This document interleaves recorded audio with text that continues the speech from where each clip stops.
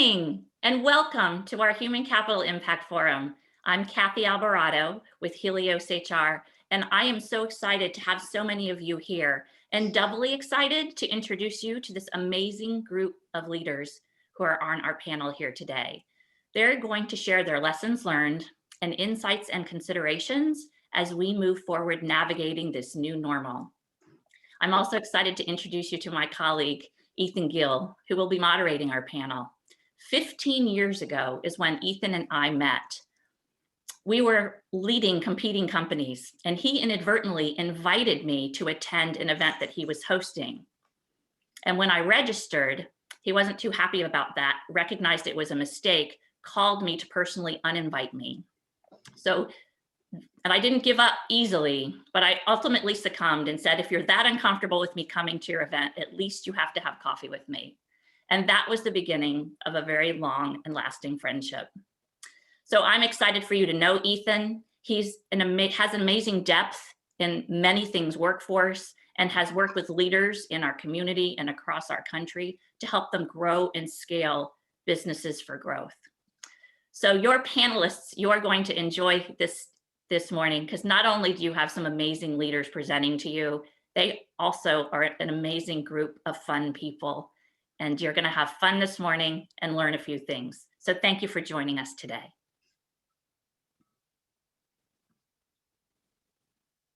All right. Good morning, everyone. Very excited to get us kicked off. Before we get started with the session, I do want to go over a couple housekeeping things. So if you have a technical question or a question that you want the panel to answer, please enter it in the chat box that you have down at the bottom. It's on the control panel on the bottom. And then what we're going to try to do, if time allows, we're going to open it up for questions towards the end. And we'll do our very best to get as many questions as we possibly can. We got a pretty good sized group today. So I promise you that we'll do our best to do that. Before I introduce the panelists, I'd like to go over real quickly the partners of the Human Capital Impact Forum. First, we have United Health Group, a Fortune 7 company who is working to play their part in creating a more sustainable healthcare system, one that delivers on their mission to help people live healthier lives and make the health system work better for everyone. Next, we want to thank NFP, the 5th largest privately owned insurance broker in the country. Locally, our longtime partners have more than 25 offices across the Mid-Atlantic, forming the largest insurance broker and consultant in the area. It has been an honor to partner with both United Healthcare and NFP since the inception of the Impact Forum. And new in 2021, we are pleased to introduce a new third partner, the Northern Virginia Chamber of Commerce. The Northern Virginia Chamber of Commerce is the voice of Northern Virginia and the place where our region's leadership, business, education, nonprofit, and government comes together to create greater and equitable growth for everyone. We are very grateful for all these organizations for their hard work, integrity, and support of Helios HR and this Human Capital Impact Forum. Now I'm excited to introduce you to our panelists today. Got an outstanding group. First, we have Monica Dalwadi, Managing Partner of Baker Tilly.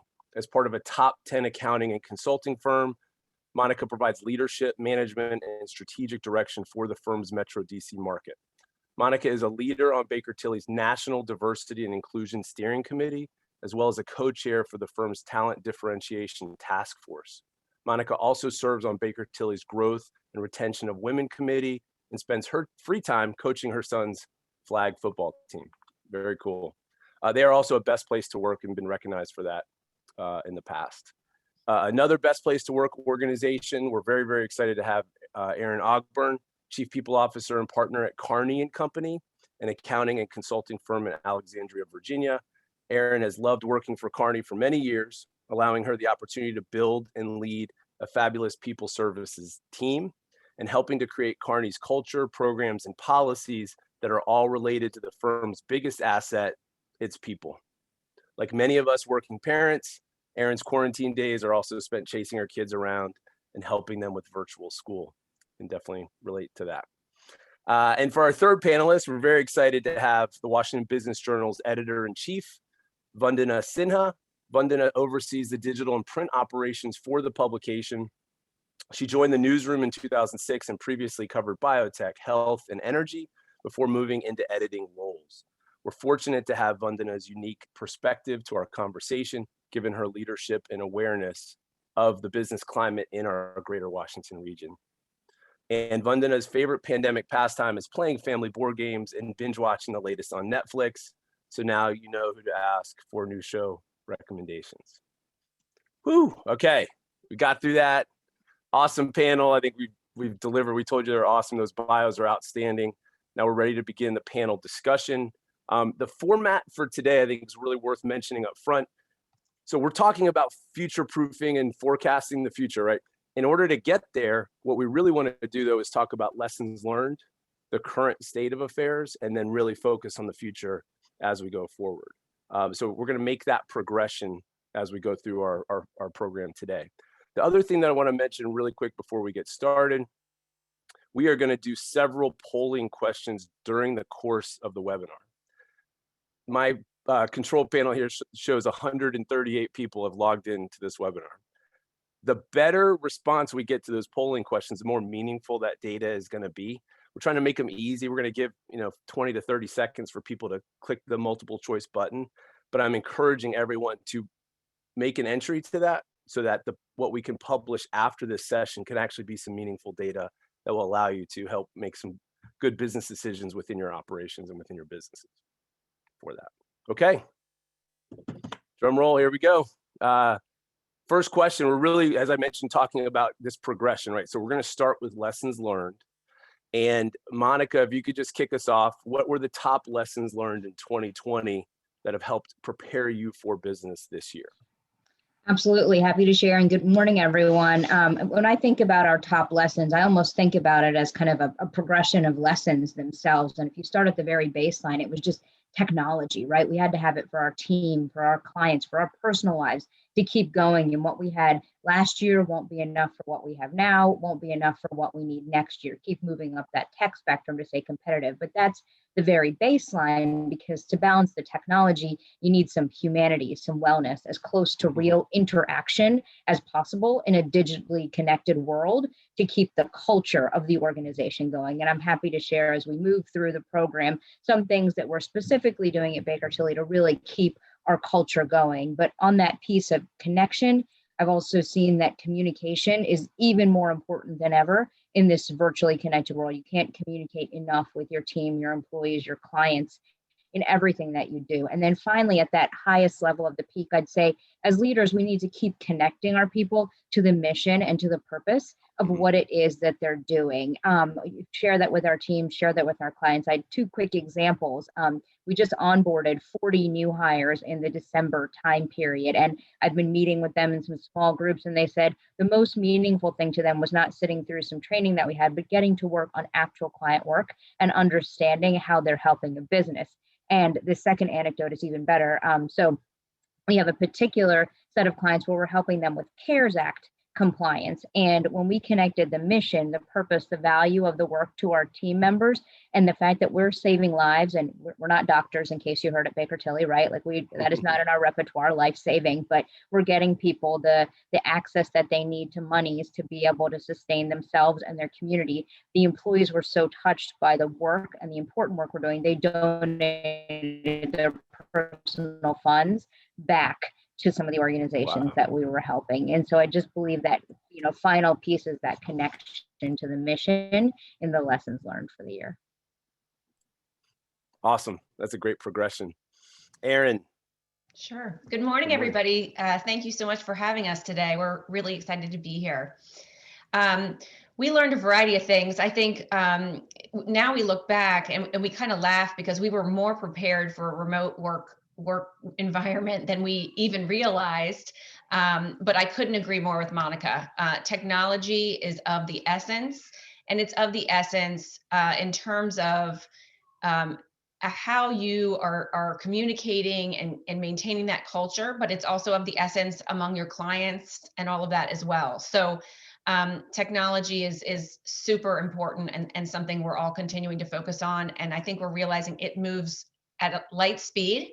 And what was available to us, 5 minutes ago, something else has come out since. So we're all working with that dynamic.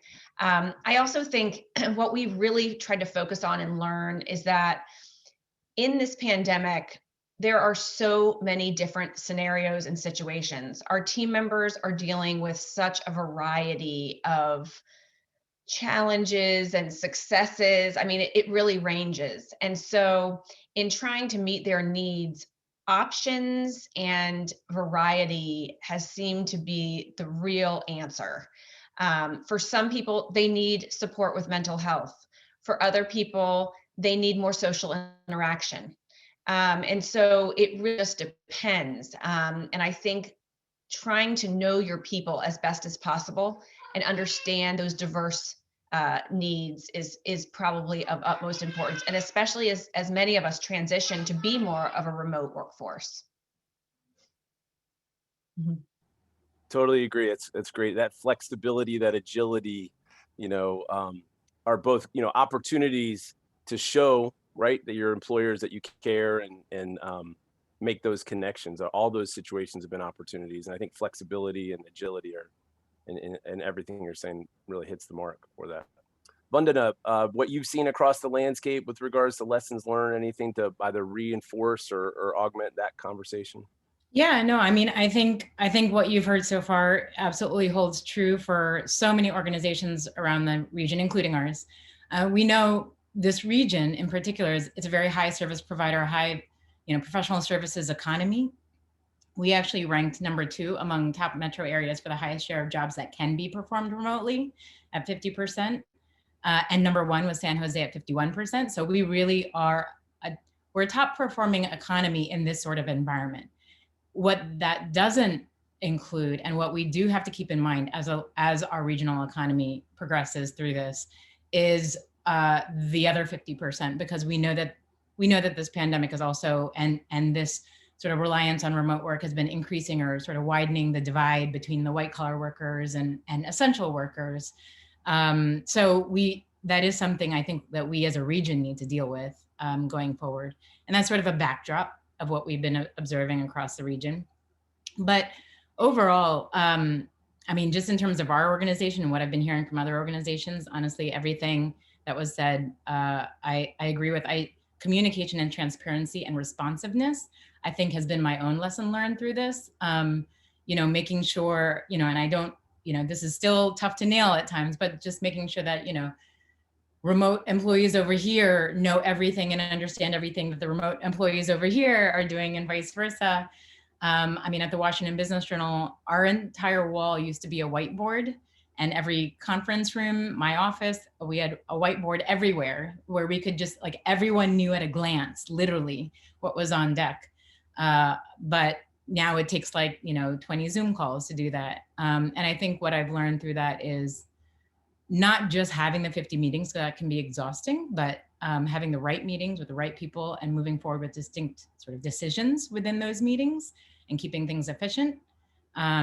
But really just learning how to make sure everyone understands the broader mission and the steps to move forward. I think has helped us collectively. Awesome. And then that's out of necessity, right? It's like you're not together. This whole concept of the speed of trust and these great underlying things that are part of business, but when you're not together, it's harder to execute those things. So you have to replace that with different ways of thinking and different techniques. And I think you guys have done a really nice job, summarizing those key lessons learned. And I think a lot of organizations can probably relate to those, and hopefully the participants are getting something from that content here as we get started. We're going to go ahead and let's do our first poll. Natalie, if we can get that kicked off. So what were the biggest lessons learned for your business in 2021? Again, I encourage participation. Let's make this number as solid and strong as possible. I see lots of responses coming in. Thank you very much. And there's a bunch of stuff here. Great job. Communication is critical is in the lead. Virtual workplace works is close second.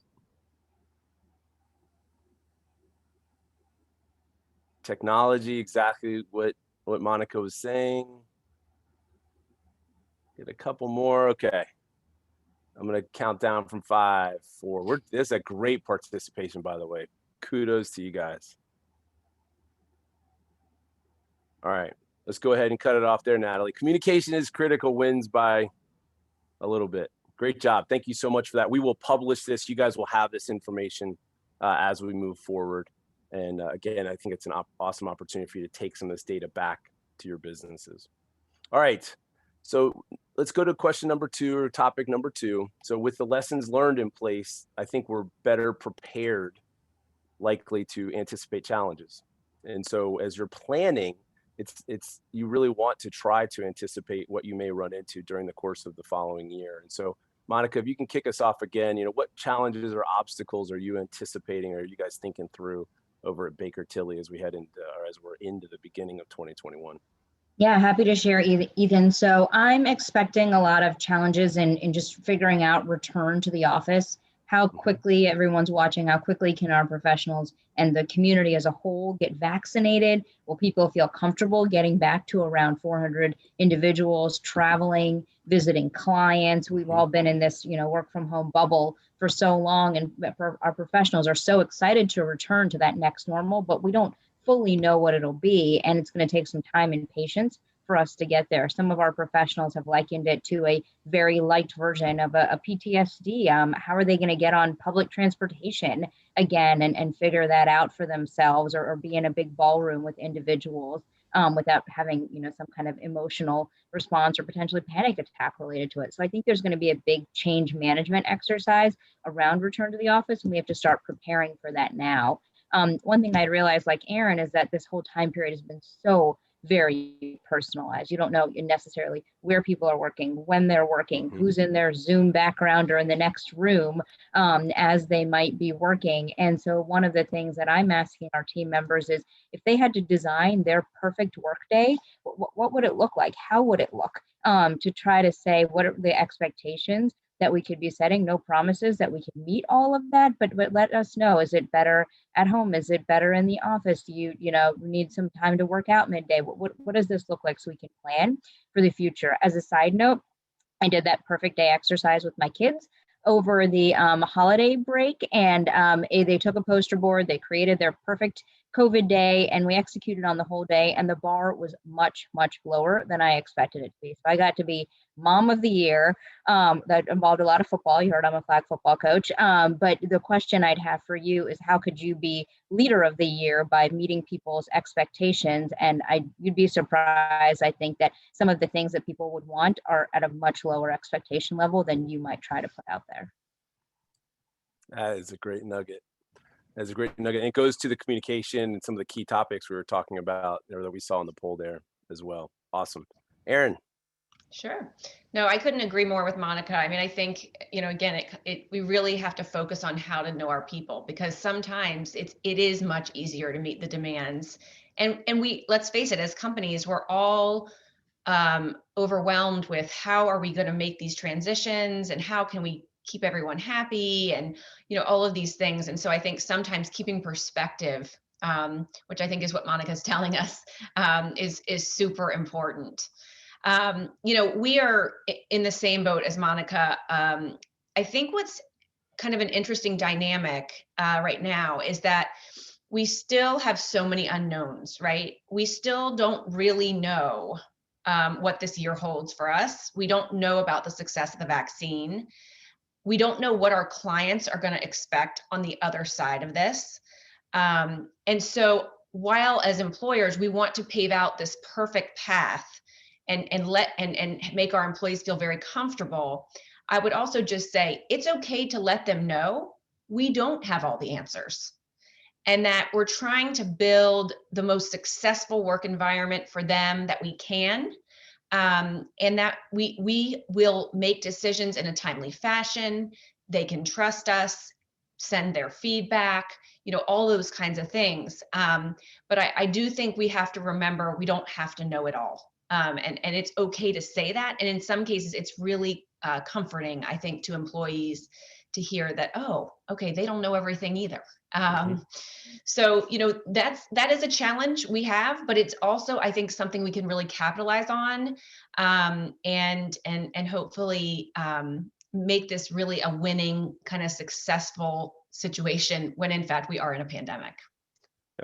Yep. Yeah, I think tolerance to the unknown is is very high right now, right? And so just kind of being in, giving into that, not trying to predict the future, but just being very empathetic as well as compassionate as much as possible. Those are good reps with employees that actually make the magnet of your employer brand stronger, right? If you're thinking through it from their persona and their perspective, as well as saying, hey, we don't have all the answers. Those are good reps and great opportunities to build strong connections with the team. So that's awesome.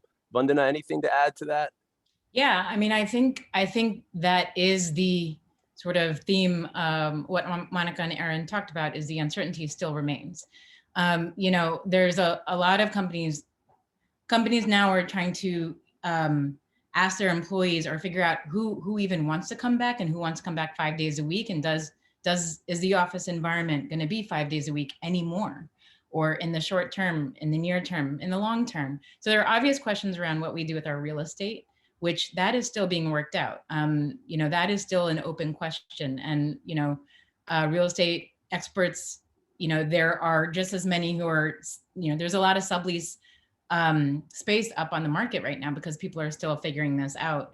But there are a lot of real estate experts that are looking to see what the long-term trends are and what that means. There are a lot of questions around, federal loan forgiveness, the PPP program, and having more stimulus funding going towards small businesses to keep them alive, because there's still a lot of uncertainty over whether these small businesses can survive, through this year. But, there are a lot of questions around mental health. But I think the biggest thing is just questions around sort of legal and liability issues for employers.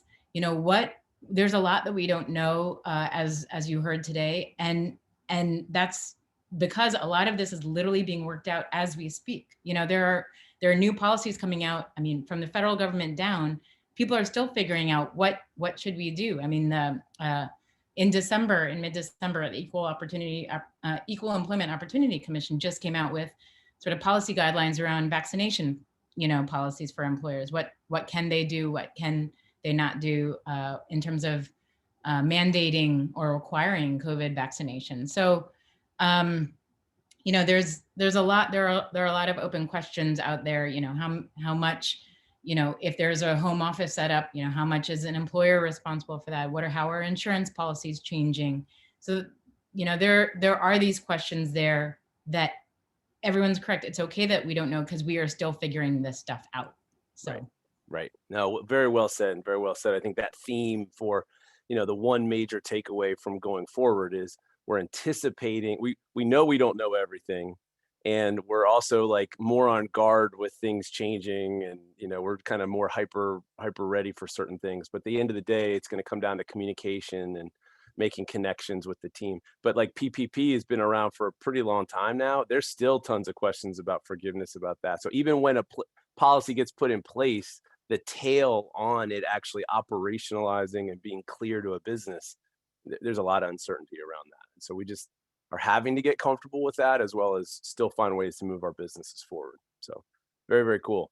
Hey, Aaron, culture. Let's start talking a little bit about culture.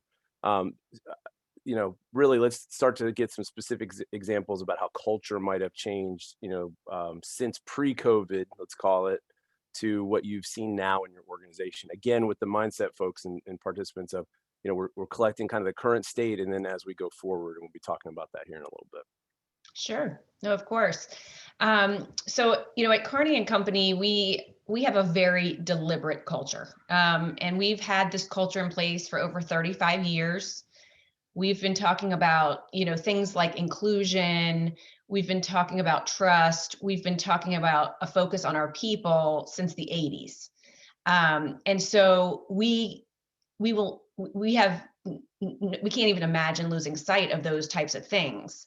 But all of that said, we are now moving and thinking about how do we become more of a remote workforce. We built this culture around being together, and around, being in the office, working together, fun events, sports, tons of community service, but all of it was in person.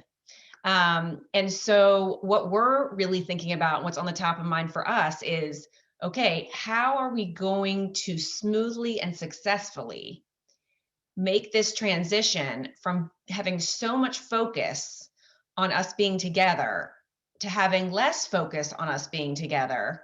Still, we won't totally lose that eventually, but how are we going to make this culture what it is and what it was in early 2020 and prior, by utilizing all of our remote and virtual options? And it's a huge question, and trust me, we don't have all the answers. And we're trying all kinds of different things. We've had trivia nights. We're gonna in honor of Black History Month, we're going to be having a couple movie showings. We're doing all different kinds of things to try to, again, hold on to that culture and what that means to us, which is for us truly the heartbeat of our organization. So it's a challenge, and we're asking our employees all the time, what do you want? What do you need? What is it that will make you happy? It's work 24 hours, 7 days a week. And it's exciting and it's fun and challenging, but it's also a little scary because you don't want to get it wrong. So I would say, to start, that's what we're thinking about. Yeah, awesome. Great. Monica.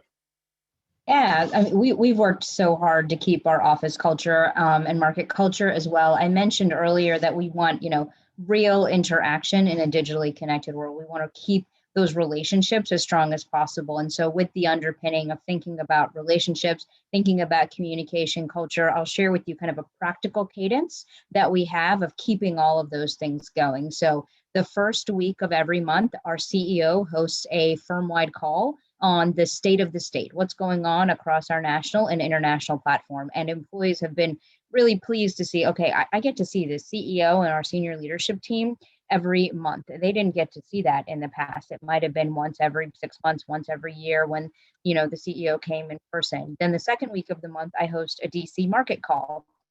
We go through team member successes. The chat board is blowing up. Everyone's congratulating each other. We go through new clients. We go through new thought leadership.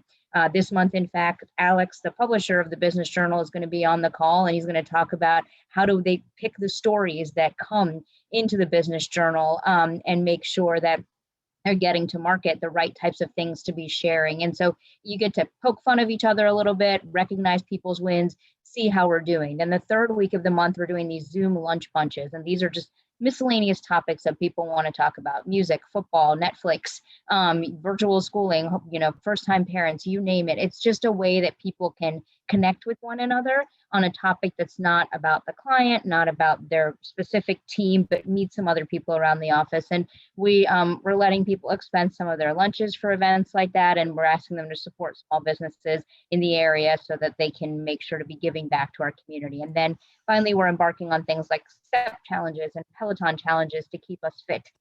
And I've been really pleasantly surprised to hear that our professionals, they want to keep some of this going whenever we do have our hybrid, and that hybrid gives me shudders from schooling, right?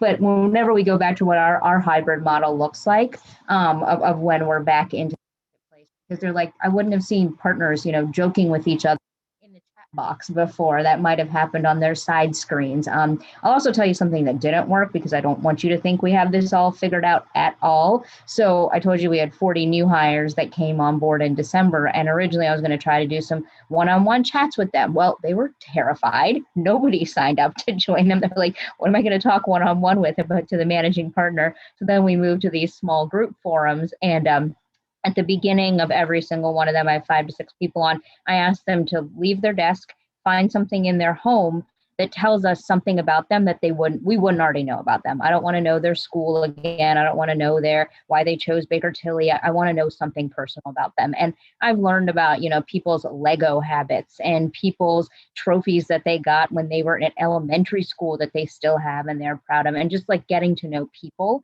as people. And so it was a nice way to build real connection in a virtual setting. And so I just offer those to you as some practical examples of how to keep this going. Yeah, that's awesome. That's awesome. The creativity, the kind of growth mindset, spirit to like make this work those are some great examples of you kind of play with the cards that you're dealt, and you got to move forward, right? You got to find ways to do it. So I'm going to move on to the next topic here. And you talked about hybrid, and it seems like remote work is here to stay, right? We saw in the polling questions, it was one of the highest answers that it's doable. We definitely saw a lot of our clients. We've served over 1,000 clients in this market, and we see a lot of mindset shift as it pertains to remote work. And so we're very interested to see how that progresses. There's Upwork came out with a report, Future of Workforce Pulse report, that by 2025, we'll see an 87% increase in remote work from pre-pandemic levels. So that's a huge shift, right? That's acceleration of a key trend for that. Monica, we just keep going with you here real quick. How do you think, if you can, any specifics or any thoughts around your remote work policy? It's here to stay, it sounds like, with most businesses, maybe not all. But what any details related to remote work policies, and we'll just run through the panel and keep rolling.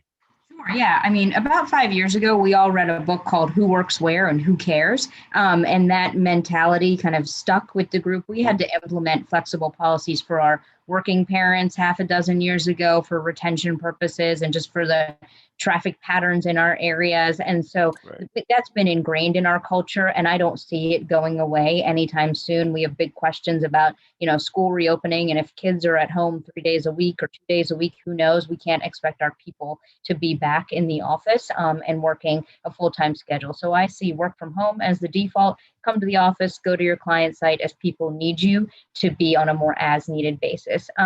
So for the future, we'll continue to allow all of this, but we also have to be honest with our team members. If you choose to work from the Virgin Islands for the next how many ever years, your career may pause at some point if you're not in the marketplace and able to see your clients now. You may have a great quality of life going to the beach every day, and that's your choice on how you do it. Yeah, that balance, right? If you really forecast or accelerate this kind of mobile workforce, there's definitely other factors, that come into play down the road. Aaron, what do you see at Kearney with regards to remote work as you guys look forward? Sure. No, I would say in more recent years, we've also had a much more flexible work environment. And I have no doubt that we will continue to kind of carry out what we've enjoyed and worked with the past year. But there is, that consideration for our clients. And some of our clients are going to want people to come back more and be on client site more than others. And so this is a fine balancing act that we're going to have to work with. And I think that goes along with being transparent and honest, right? As a company, we want to be flexible. We want to give you, all of the flexibilities and trust that you need. We don't have an issue with that. But if our clients, unfortunately, need us to be there at certain times, we are going to have to respond to that. And, we have also had employees moving all over the place and, relocating and all of that too. And we've said to people, we are, congrats, enjoy it, right? This is a luxury that we can take advantage of during this time. When things start to change and get back to whatever our new normal is, there are advantages and disadvantages of being here and being away, and we'll have to figure out what those are. And, so, again, open, honest, and just keeping that communication going, I think is key with all of this. Yeah, outstanding. That's great. Vandana, what are you seeing kind of across the region or thoughts you have as it relates to remote work? Yeah, no, I think what I've been hearing people say is this is an environment where it's difficult now that we've lived through this to sort of put the lid on and not expect employees to sort of seek out some, like, how do you go back to completely 5 days a week in the office now? It is a different culture. There are different expectations. We live in a world of different expectations today. And so recognizing those expectations at least, and working that into your plan, whether you do go back to 5 days a week or a more hybrid environment, which is what I'm hearing a lot about, is maybe companies going more toward a hybrid environment where there are more opportunities to have some remote work. But then there are also, the office is open for certain times for collaboration and sort of brainstorming and meetings, gatherings, which is obviously what we're missing through this. So having something that meets both needs. I mean, but I've definitely heard from companies who never considered work from home, a sustainable policy, who are now, they've been able to measure productivity and see that it's the same, if not better, without commute times, right? So they are seeing the benefits of instituting more remote work, and now it's just the practice of finding the right balance for your organization of how much remote, how much in person, and how to do that, during what days, during what, sort of collaborative activities, what spaces, and also how that affects your spaces. So obviously, like I've mentioned, there's a lot of sublease up on the market because a lot of companies don't see the need. I mean, I literally talked to companies that have put their entire space up for sublease, their entire office, because they see so much benefit in remote. But maybe it's a different workstation now, maybe it's a different set of workstations, and it's more shared spaces as opposed to individual workstations. So that is just figuring that out with your teams. Yeah, awesome. Yeah, and in piggybacking on this, it's the way we think about it and we talk about it with our clients, and we're seeing the exact same thing across the region. It's the and. So can you do remote work and still have the collaboration that you have with the in-person? That's the equation. When you find that right balance, it's potential. There's huge upside in productivity and quality of work. I mean, think about how the candidate market has shifted so fast, right? Now, remote work's like a commonplace theme. And if you're not offering that in already a candidate-driven market, like the dynamics of that have shifted dramatically. So very exciting. I love the communication, asking and trying things.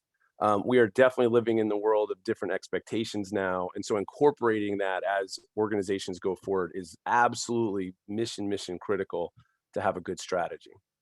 All right, so let's, next polling question for our audience, related to what do their future of their workplaces look like. This is I think an opportunity to have an awesome data collection point here to reinforce maybe current themes or current thoughts that people are having.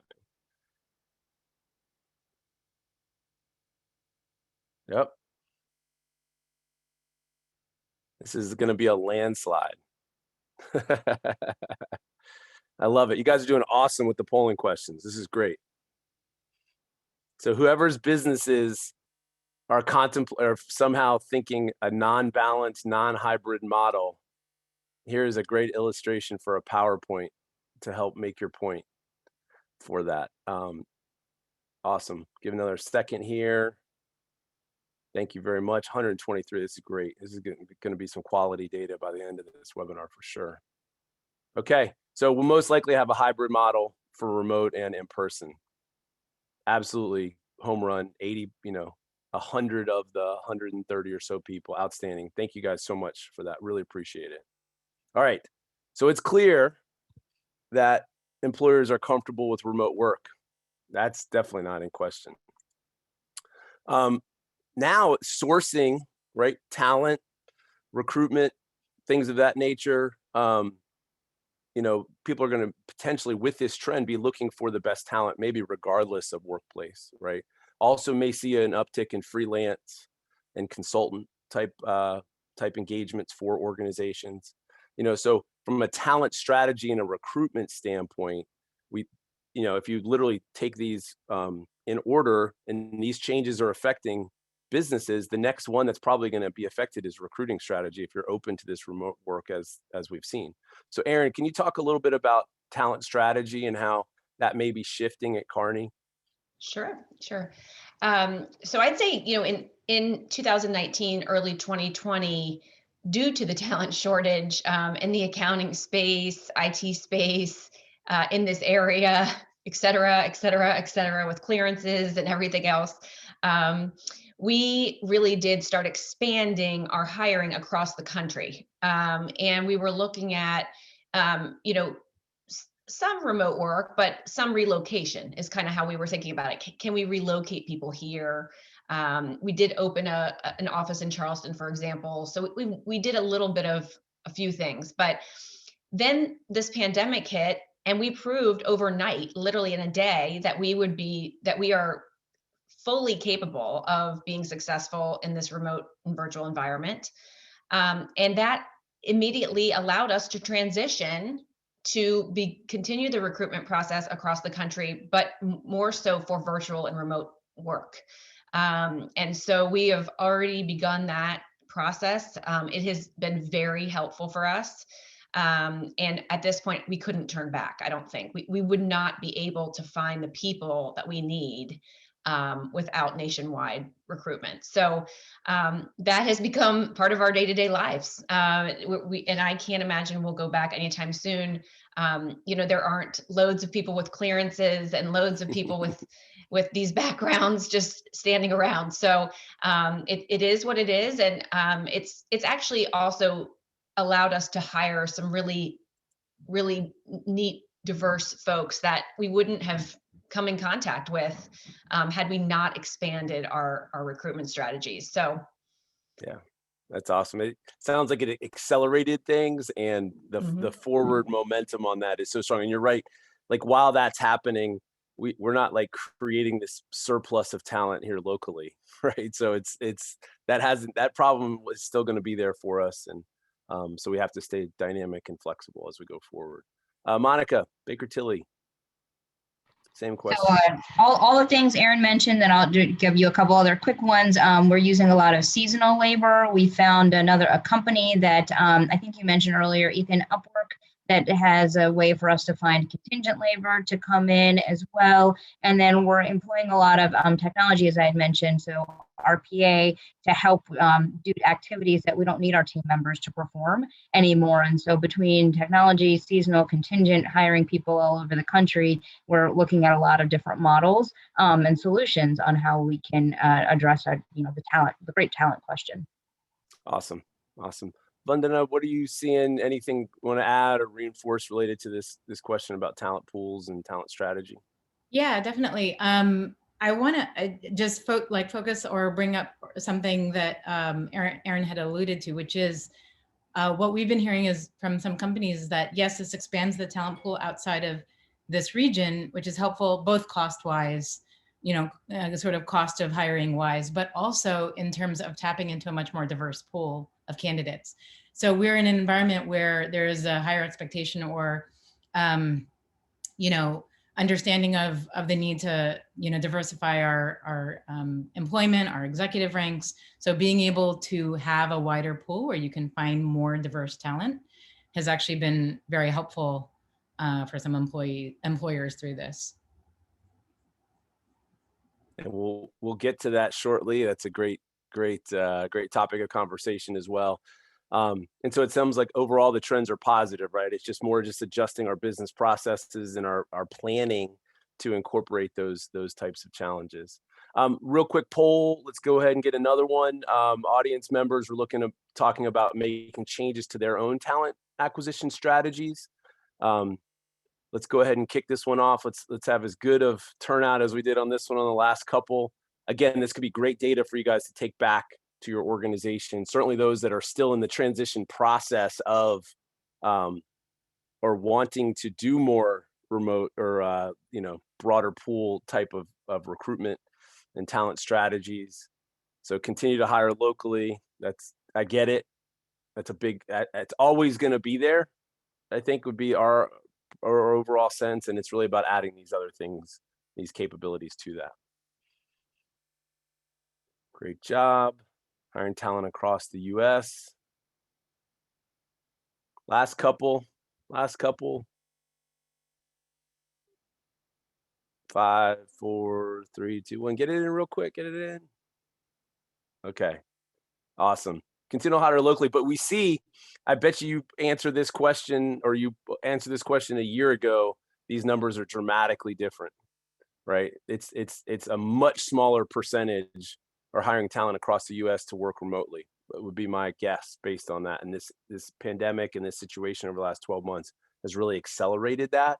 And so when you think about momentum of a trend, if you're not focused on hiring people remotely, I would definitely encourage at least starting to do that due diligence and starting to do that, because at some point you may need to do it yourself depending on your business. And obviously we talk about, we've got clearance-based organizations. That's obviously a lot more difficult to do certain things. So definitely encouraged to have that as part of your strategy.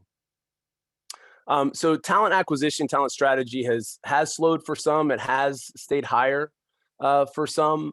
So I do want to do another polling question. I think this is gonna be our last polling question with regards to hiring trends within your organization.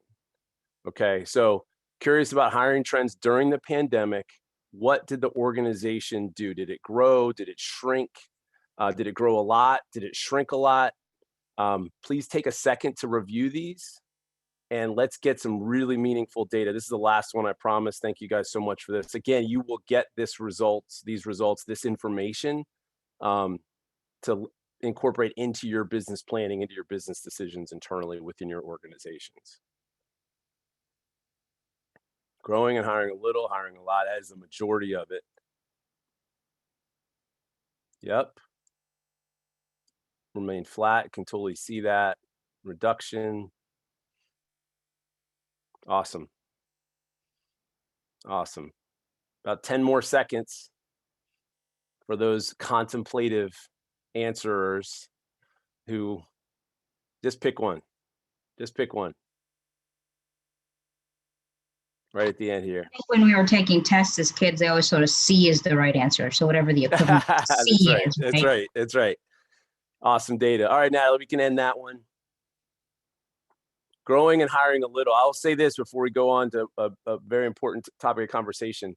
Our region, I think there's a lot to be grateful for with our region, right, as it pertains to the pandemic and to our workforce. And so I think understanding of that, we really still, the government stayed open. Clients were still paying their bills. We were really overall insulated to the macro trends that happen across the country. And so I think that's been the feeling, and that's been the thought as we've been doing business over the last 12 months. And so it's great that it seems like the survey results here, the polling results here reflect that there's still growth happening. I mean, that's a fascinating data point for us as a business, or as businesses in this area, that despite a pandemic, we're actually able, by and large, 72% of the firms are still growing, right? That's pretty fascinating. And I think all of us may have thought that, but to actually be able to put some data to that is pretty cool as we go forward. Okay. All right. So let's move here. We're going to talk about future here in a little bit. We're doing great on time. Let's talk about the candidates a little bit. Candidates, as they're going through the recruitment process, or they're open to new or different opportunities, they are definitely seeking out employers who are inclusive, who are ethical, and socially responsible, right? That is a big thing that's been accelerated, I would say, from a candidate pool standpoint. We talked about remote working is an important factor, but as you look towards the business, if we think about what's happened, let's say non-pandemic progression that's happened over the last 12 months, right? Inclusion, racial injustice, those categories and those topics of information have been accelerated to a massive degree as well. And so it's important that employers are taking that into consideration in their forecasting and as they move forward with their businesses as well. So what steps, I want to hear from the panelists, what steps are you taking to demonstrate that to prospective and current employees, that you're up to date on those trends and that you are committed to those trends as you move forward? Monica, if you can go ahead and kick us off. Sure. This is on my mind every day. Ethan mentioned at the beginning, I sit on our DIBS, we call it, we've got DIBS, Diversity, Inclusion, Belonging, and Success for All steering committee. And our goal is not just to be inclusionary, but we set a goal of being anti-racist as an organization. And we just added belonging as a core value. And so when a candidate sees our core values, one of the top 4 things that they see is belonging as a core value in our organization. We also share with them that we took the CEO pledge for diversity and inclusion. So we have right out there what it is that we want to do and what we aspire to do as an organization. We try to highlight some things in the press that come about. So there's a site called goingconcern.com, which usually has nothing good to say about accounting and consulting firms. And they gave us some positive press about females we had promoted to partner and the number of females we had put in that position. So That made me proud. If I'm being totally candid, we're also sharing with everyone that we're on a journey. We had a third party do an assessment for us. We put all of the results on that on our intranet site, and everybody can see the good, the bad, the ugly. They can share that with people that they're recruiting within the organization. And we want people to know that this isn't just lip service, right? We're very much trying to make a difference here. And one action that I'm really proud that we're going to be taking out of that assessment is putting in place a retention warm line. Intel did this, and they reduced their female and minority turnover by almost 80% in doing this, because they paired a coach with someone who is representing an issue in the organization.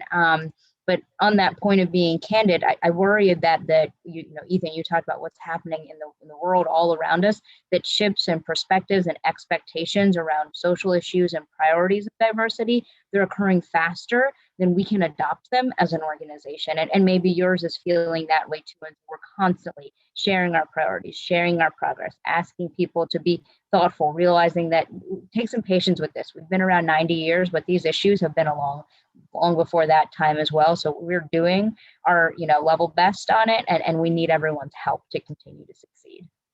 Yeah, awesome. Again, transparency. I mean, some of the themes we talked about earlier on, in the discussion, they really underlie all of these issues. Communication. It's okay if you don't know everything, but it's about intention, and positive intention and things of that nature. So very, very important. Vanden, I know there's a lot of activity happening at the Business Journal related to this. You want to talk about that, and then we'll get to Aaron as well. Yeah, no, absolutely. I think this is one of the most important sort of issues of our time right now. And Monica's absolutely right. It's a journey. I mean, I don't think, we don't get to a place of perfection, immediately when it's sort of a 400-year-old problem, so this is a journey, and we're here to sort of help document or provide some pathways, at the Business Journal. You're definitely seeing a lot of companies that are creating new diversity and inclusion positions within the C-suite to have a more holistic view of the organization. You're seeing some employers decide to go the other route and see that as sort of like the responsibility of the CEO, full stop. But some of the things that we are doing here at the Business Journal to sort of study this, or to help provide, one thing is sort of, we hope to provide sort of an annual snapshot of where companies are. We're calling this our Corporate Diversity Index. In fact, I just wrote about it in our last issue.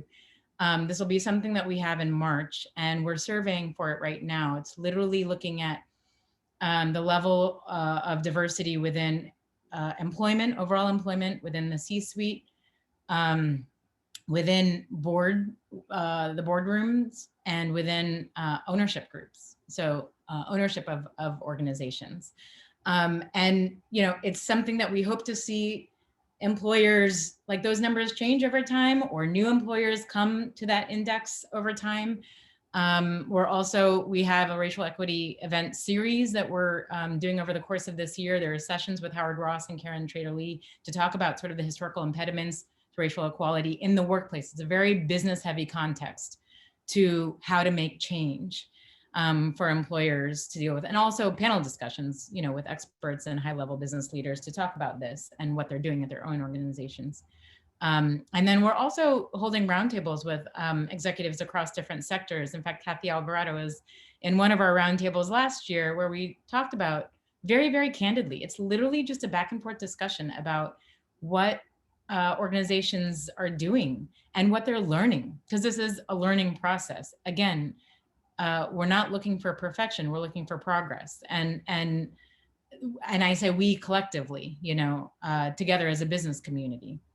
And so, this is an issue that we plan to cover, over the course of these next years. And I really just hope, there's a lot of emphasis on it now, and it's just something that takes so much time. Like Monica said, it can't kind of fall by the wayside. This can't be sort of a short-term sort of movement or trend or fad. This is something that takes a lot of work and a lot of introspection and a lot of time and constant movement. So just to kind of keep it alive and within everyone's sort of priority is what we hope to do. Yep. Awesome. What a great role. And certainly I think that's, great opportunity, and it's an opportunity for organizations again to take those lessons learned, be introspective about it, and build their culture, build their brand as an employer. I mean, there's lots of great opportunities. Not to mention, it's absolutely the right thing to do, at the same time. So, Aaron, anything you want to add to that conversation before we move on to the future? Sure. Yeah. No, I think, one of the things that we've done is try to get conversations going in the company. And so that's, we certainly had programs and initiatives and events and community service. We had all of that in the past. But I think one thing we were missing is kind of the engagement around these topics. And just as an example, we had an event called Culture Jam, which was created by one of our employees, in which we posed specific culture related questions, and teams of employees responded to those questions. The responses were posted company wide. It was also a competition, and there were prizes and all kinds of things. But what it really did is it got people talking. And it got people to open up and feel comfortable with some very personal conversations. And that is probably one of the first events of its kind that truly we've done. I think people, they usually love the competition, right? And I'm not going to say they didn't like that part, but what they really got out of it was the connection and the engagement and the communication, which for us, we saw as just huge, especially in this remote situation. Yep, agreed. I mean, that last point is an outstanding point, right? Opportunity for good reps, opportunity to move the organization forward. If you don't have a DIBS, or we have a Conscious Inclusion and Belonging Committee at Helios, it has been an outstanding decision, an outstanding group, high level of commitment, a lot of progress, but still a lot of opportunity as we head forward into the future, on these topics. So if you don't have that, I would definitely encourage you to set something up like that or take the preliminary steps to do that. This is rightfully so. This is here to stay in business, and organizations that are not kind of incorporating that into their business strategy, certainly from a candidate perspective, as well as a retention and a engagement perspective, it will become obvious if you're not doing that, because the trend there is very, very strong to be taking those types of measures for that. So outstanding. I'm glad we're able to get that one in. And let's now, we're almost done here. We got Q&A session here a little bit, but I really want to end strong with future trends. As we look forward to 2021 and beyond, what is the top thing or things? Doesn't have to be one thing. If you have a couple things you're excited about this year incorporating, let's give the participants some great nuggets here as we end our session and move into Q&A. Monica, you want to kick us off for that as you look forward? Sure. I couldn't think of just one, so I made a little acronym for a couple. I called it VIPs. So the V was for vaccine deployment. That's going to make a huge difference if we get that rollout going well. I is for the inclusion part. If people truly believe what we're saying we are doing on the inclusion front, that'll make a big difference in, retention and recruitment effort. P is for political stability, and I'm hoping we're keeping that going forward, because in this area that makes a big difference in the DC market. And then the S is for the schools reopening, because I just think it's so hard to really get people back in it without the schools reopening. So VIPs. Strong. Aaron. Sure. No, everything that Monica said, absolutely. And as a company, we are really going to stay focused on taking care of our people. That's the honest truth. We're going to stay the course that we have for many years. That will take some different turns and twists, of course. But we're pretty confident that if we stay if we stay engaged with our people, if we understand and we listen to our people, that we will make it through this and come out on the other end.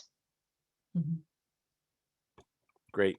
Vandana, any closing comments, future thoughts to add to that? Second to all that's been said so far. And then just adding on, real estate, which is such an underpinning industry for this local economy, what that looks like for you.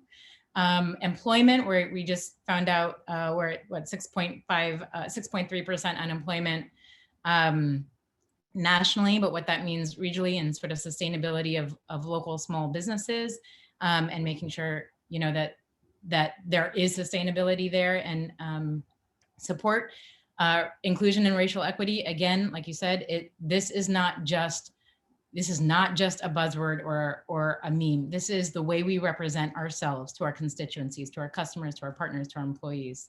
This is who we are. Agreed on what the Biden administration means going forward, tax policy changes, hopefully stability, which, as Monica said, is definitely key for business. And then honestly, I think a big, vaccinations for sure. And I think employers have a big role in educating their people.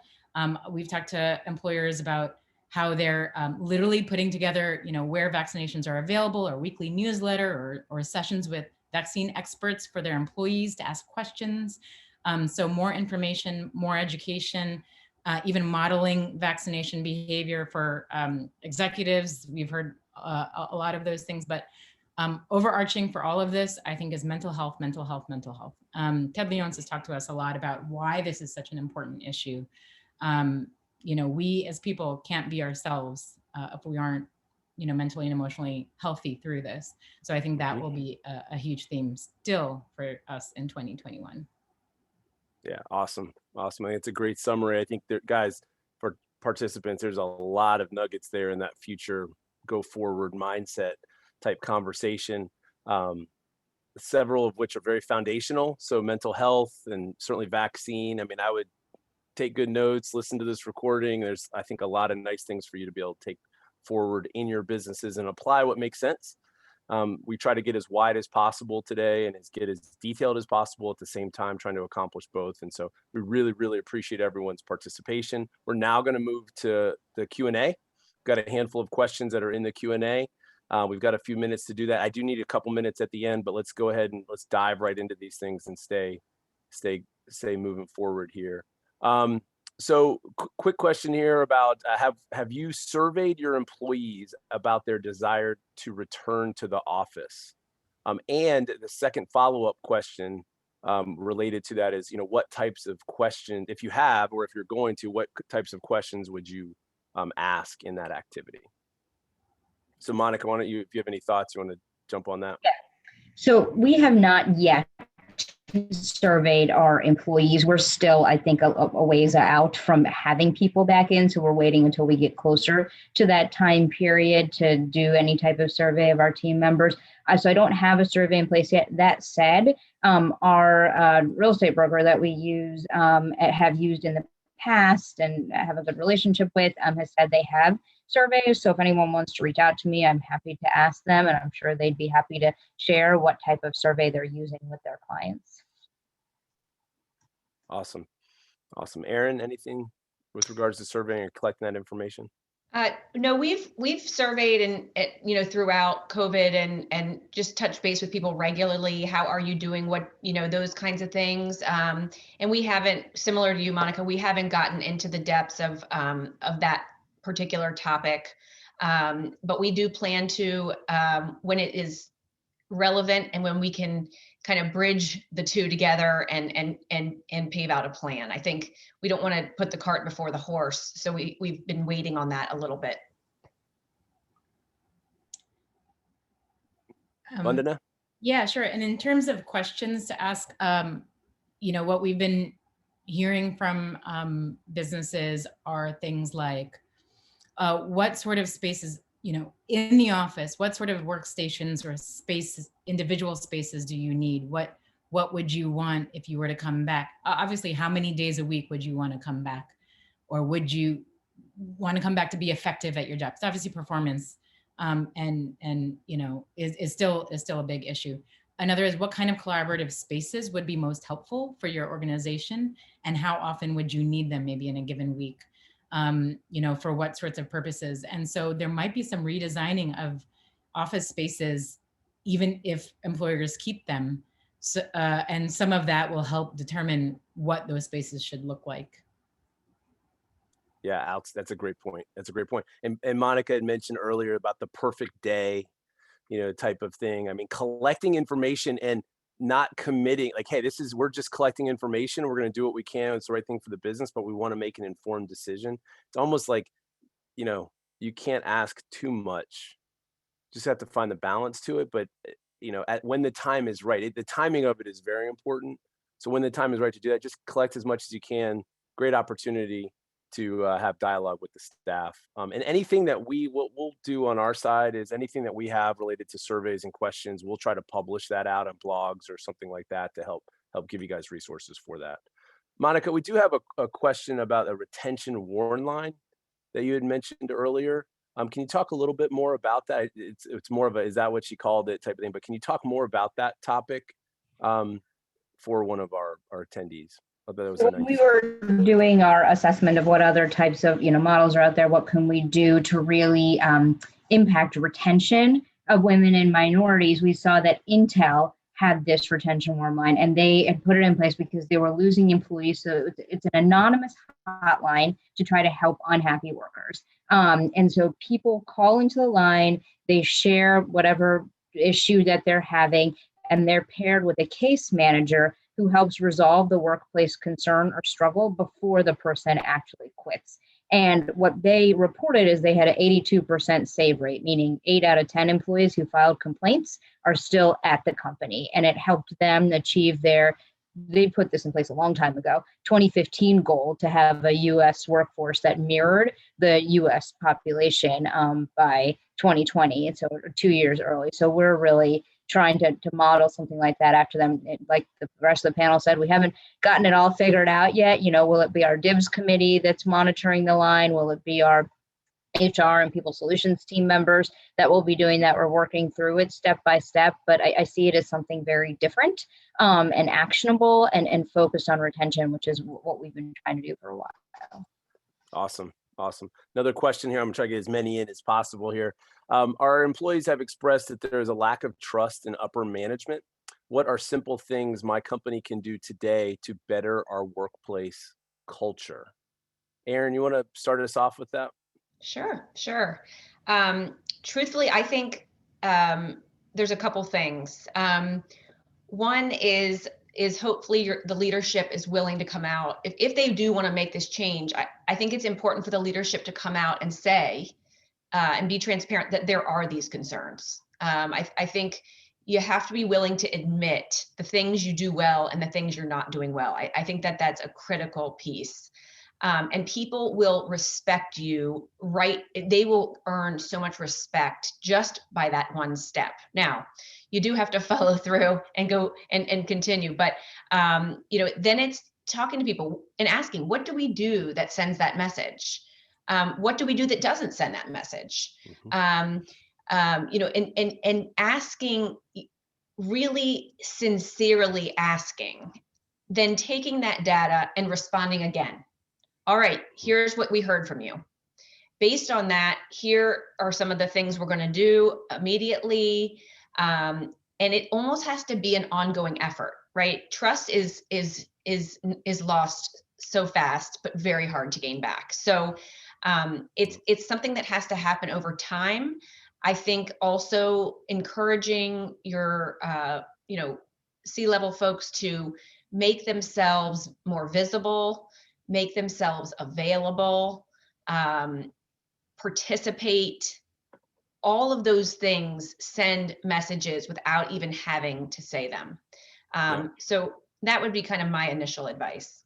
Yeah, I think it's good. I think vulnerability, transparency, some of the words we were describing earlier at that level as well. There's 2 more questions I want to get to, but Monica, do you have anything to add to the culture? I think it's an important one because even organizations that maybe are content with their culture, but like maybe what are some things to help strengthen the culture as or confidence in upper leadership, as you move forward or as organizations move forward?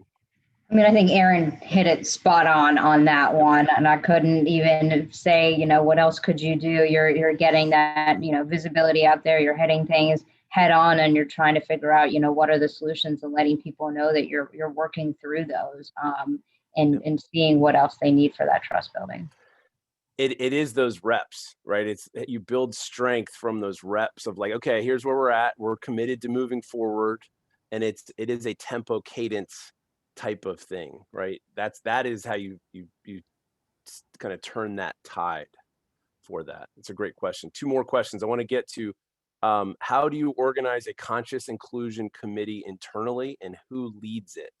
Monica, based on your role in Vandana, if you have anything to add to that quickly. But we got about 45 seconds for an answer, Monica. All right, I'll make it quick. So for us, the person that leads it is our general counsel in the organization. And that's not just because we want it to have a legal bent. It's because she's actually very passionate about the topic, enthusiastic about it, and has a broad reach across the organization. And then our CEO specifically looked at all of our markets, all of our practitioners, and said, who are people that are also very passionate, enthusiastic decision makers who can make change within the organization, and help to select individuals who are leading local efforts, but also individuals who have a national span and reach in what they do. And if someone wants to follow up with me on that on our actual committee structure, I'm happy to answer that. Yeah, awesome. Vandana, anything you want to add to that if they're getting something started? Any tips or things for them to keep in mind? I think what we've been hearing the most of, and anyone who has been, I mean, they may be sick of me saying this, but you don't know what you don't measure. So doing sort of an initial audit to see where you're at, and whether you're doing that through a third party or someone internally is literally doing that just to see, both employment, leadership, board, but also supply chain, who you're buying from, who your vendors are, who your partners are, sales, who are the employees